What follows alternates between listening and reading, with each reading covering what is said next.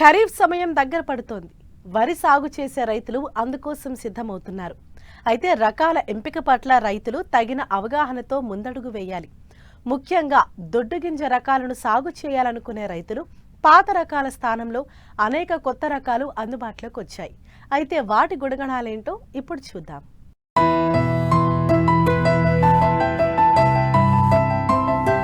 వరి సాగు చేసే ప్రాంతాల్లో ఆయా కాలమాన పరిస్థితులు, వాతావరణం, భూములను బట్టి శాస్త్రవేత్తలు ప్రాంతాల వారీగా అనేక వరి వంగడాలను రూపొందించారు. అయితే ఇప్పటి వరకు ప్రాచుర్యంలో ఉన్న పాత రకాలను సాగు చేస్తున్నారు రైతులు.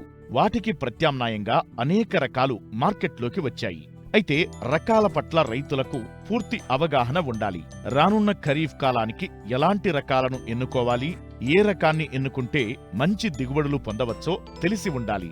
ఖరీఫ్లో దొడ్డుగింజ రకాలను సాగు చేయాలనుకునే రైతులకు అందుబాటులో ఉన్న నూతన రకాలేంటి, వాటి గుణగణాల గురించి తెలియజేస్తున్నారు రాజేంద్రనగర్లోని వరి పరిశోధనా స్థానం ప్రధాన శాస్త్రవేత్త సిహెచ్ దామోదర్ రాజు. రానున్న ఖరీఫ్ కాలానికి రైతులు ఎలాంటి వరి రకాలు ఎన్నుకోవాలి? మనకు మార్కెట్లో ఎన్నో రకాలు అందుబాటులో ఉన్నాయి. రైతులు వారి వారి పరిస్థితులను బట్టి ఏ రకం వేసుకుంటే మంచి దిగుబడులు, మంచి లాభాలు పొందే అవకాశం ఉంది. అయితే వరి రకాల విషయానికి వస్తే మనకు వివిధ కాల పరిమితుల్లో మనకు రకాలు అందుబాటులో ఉంటాయి. ముఖ్యంగా 3 కాల పరిమితుల్లో మనకు స్థూలంగా మనం చెప్పుకోవచ్చు. ముఖ్యంగా స్వల్పకాలిక రకాలు అంటే 4 నెలల్లో పంటకొచ్చే రకాలు, 120 రోజుల్లో కోతకొచ్చే రకాలు. మధ్యకాలిక రకాలు అంటే 130 నుంచి 135 రోజుల్లో కోతకొచ్చే రకాలు 4 నెలల 15 రోజుల్లో పంటకొస్తాయి అన్నమాట. అదేవిధంగా దీర్ఘకాలిక రకాలు అంటే 145 నుంచి 150 రోజులు, ఇవి మీకు 5 నెలల్లో పంటకొచ్చే రకాలు. ఇలా ఈ 3 కాల పరిమితుల్లో మనకు వివిధ రకాలు అందుబాటులో ఉంటాయి. అయితే రైతులు స్వల్పకాల రకాలు, మధ్యకాల రకాలు, దీర్ఘకాల రకాలు ఎప్పుడెప్పుడు నార్లు పోయాలి అన్నది అవగాహన కలిగి ఉండాలి. ముఖ్యంగా దీర్ఘకాలిక రకాలైతే అంటే 150 రోజుల కాలపరిమితి గల రకాలైతే మనకు మే ఆఖరి వారం నుంచి అంటే రోహిణి కార్తె నుంచి జూన్ 15 వరకు మనము నార్లు పోసుకునే అవకాశం ఉంటుంది. తర్వాత మధ్యకాలిక రకాలైతే జూన్ 15 నుంచి మీకు దాదాపు జూలై 15 వరకు కూడా నార్లు పోసుకోవచ్చు. ఇకపోతే స్వల్పకాల రకాలైతే జూలై 30 నుంచి జూలై 31 వరకు కూడా నార్లు పోసుకునే అవకాశం ఉంది.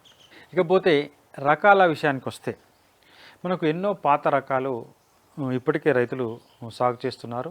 ముఖ్యంగా దొడ్డు పొడవు గింజ రకాలు, తర్వాత మధ్యస్థ గింజ రకాలు, మధ్యస్థ పొడవు గింజ రకాలు, మధ్యస్థ సన్న గింజ రకాలు, తర్వాత పొట్టి సన్న గింజ రకాలు.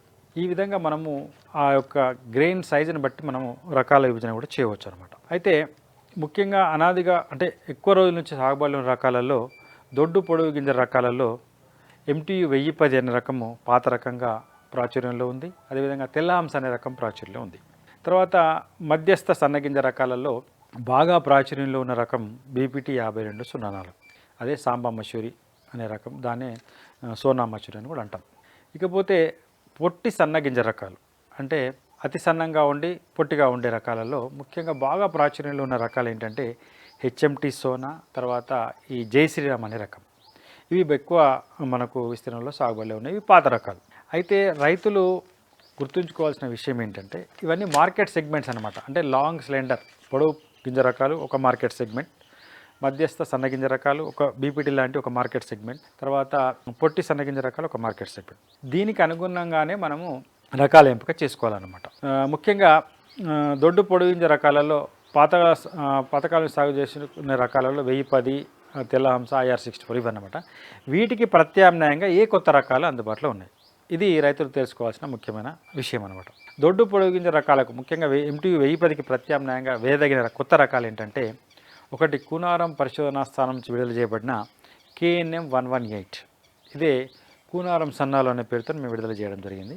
ఇది 120 నుంచి 125 రోజుల కాలపరిమితి కలిగి మంచి దిగుబడి సామర్థ్యం అంటే IR64 కన్నా, అదేవిధంగా 1010 కన్నా దిగుబడి సామర్థ్యం కలిగి తర్వాత ఆలస్యంగా నారు పోయడానికి అంటే 120 నుంచి 120 రోజుల కాలపరిమితి కాబట్టి ఆలస్యంగా నారు పోయడానికి ముందుగా కూడా నారు పోసుకునే అవకాశం ఉంది.